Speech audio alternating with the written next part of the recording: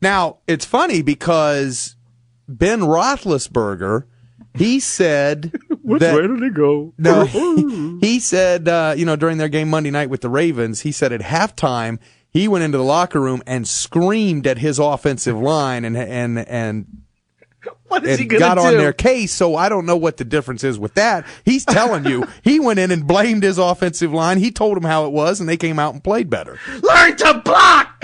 Learn to effing block! When you see some guy in a purple shirt, get in his way! God, they're awful on the offensive line, man. They are horrible. Oh, I know. I can't blame Roethlisberger. I can't even say his name. I'd be so mad. But they got it together in the second half. It must have worked. Yeah, that game turned. I was sitting there watching it, keeping my eyes propped open with a couple of toothpicks.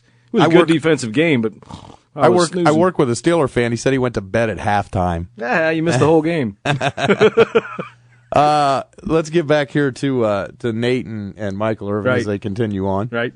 You could read into that. Yeah. That he was throwing the offensive line under the bus. You know, I don't know why you would want to. I love these guys. Whether you want to or not, but you can. But you're speculating. Yeah, you but could. you could if you Why want. take the negative point of view? We got enough trouble. We lost the game yesterday. Let's try It to ain't take no a positive. Kevin, it's not no we. It ain't but one Cowboy fan in there. That's me. You know, Mike is a paid Cowboy fan. Oh, wait a minute. Now we got some fun here. Mike is a paid Cowboy Mike is a paid Cowboy Michael Irvin. I live and die this, man. Like I told people yesterday. Wait a minute, we was doing game night last night, right? Michael's all upset. Nate won't even acknowledge him. He's just moving right along. Oh, yeah. Yeah, you know how this used to be in the locker room. Michael Irvin would come in talking all this shit in the locker room. Nate Newton would slap him, tell him to shut up. And Rocket Ismail and John Radican. And like I say for the average fan, yes, this is you song should in the be background. proud that the Cowboys are 3-1 for the average fan. Will you kill that and stop trying?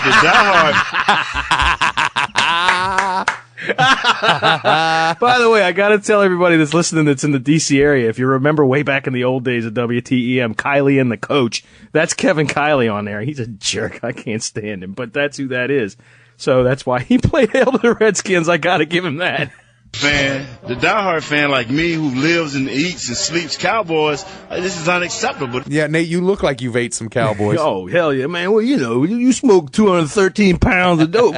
You're going to get the munchies. Even if they duplicate what they have right here, 3-1, the 12-4. 12-4 is a great season. You're settling. I don't think did we ever do better than 12-4? Yes, me and the other Cowboy individual, but Mike, no, he's not. Like I said, Mike's a paid Cowboy. He became a Cowboy when they drafted him in the first round. I've been doing this since 71, so I was 10, 11 years old. Yeah, I've been doing the Cowboys a while. Mike been doing, I don't know what you been doing, man. I was doing the Cowboys. No, you was doing the Dolphins, man. I like the Dolphins, too. Yeah, you doing it. See, you in Florida, too. So you see, that's why I can come in, Kevin, with all honesty. That's great. That's great. There's more. And we won in Philadelphia, even though they got spanked. Talking about the defensive backs. Well, notice this, though, Tom. What's that? Just notice as it goes along. He must be glaring at Michael Irvin because Irvin will start saying Dallas. He'll stop saying we. Let's just be real here. But we won. So nobody made anything. We mentioned it. We grazed right over it. Wait. We grazed right over it. We grazed right over it. 2 ago, but you grazed right over it. No. I was with you on that. I was with you. I said they got to step I've never seen you crawfish the way you do now, but go ahead on the crawfish. show. Oh, man. What's that mean, man? That means back up, bro. I'm not backing up. Get away from my fruit cocktail. Oh, that's backtracking. You're crawfishing. I love it. That's great. You know, crawfish, they swim backwards. Yeah. I mean, seriously, doesn't Nate sound like, you're in his cell trying to find his dirty magazine? Right. Get away from my bed, nigga. No, I'm not a paid Cowboy fan. I don't know what you're talking He's about. all mad now. Jerry Boss, no boss. I can't call the man boss. That's what I call him. Boss is actually African Mike, stick with the don't go off. Don't go off. Cool. Stick with. Mike, you're not going to stay with what you're saying because you know I am right. No, you're not. You're not going to stay with. They won this game. Let me tell you how they won. Mike's bringing up some good points here. They won this game. Kylie's getting nervous, throwing the ball and making big plays. I am an analyst, and my job is to analyze football and make comments. Daddy is. Oh, hell, man. I like that. Oh, yes, boss. Oh, yes, boss. You know, the one thing that they didn't talk about was the fact that Dallas need to run the football. Michael, tell him. You have to have a running game. Right? Come on. Run the football. Well, apparently, young Mr. Romo felt that they did not need to run the football and audibled out of a lot of running plays. Well, because you guys kept bringing your safeties up, and he said pass, pass, pass. But damn, dude, you cannot win in the National Football League when your running back only carries 8 times. Well, you know, unless you don't respect the other team, well, I guess that'll be changed. Yeah. And I really think they had Rocky McIntosh just spying Marion Barber because he was just all over him, man. Every time it seemed like he touched the ball, McIntosh was right there. 8. Yeah, well, I know. 8.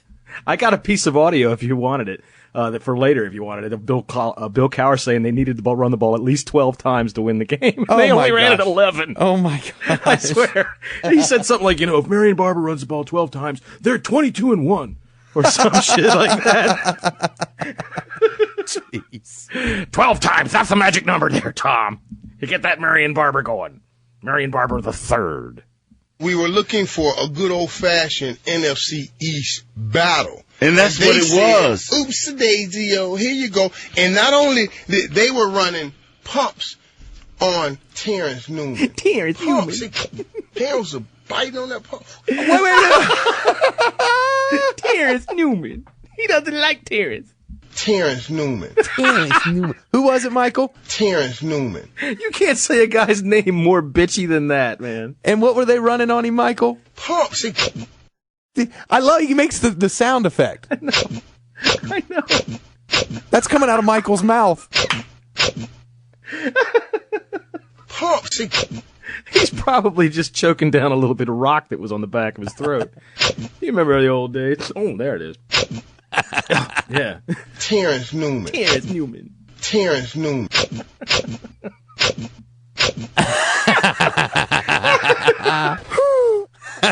Oh, hell. I love that, man. That sound effect he makes with I gotta. I know it. Santana Moss Most. look like Usain Bolt.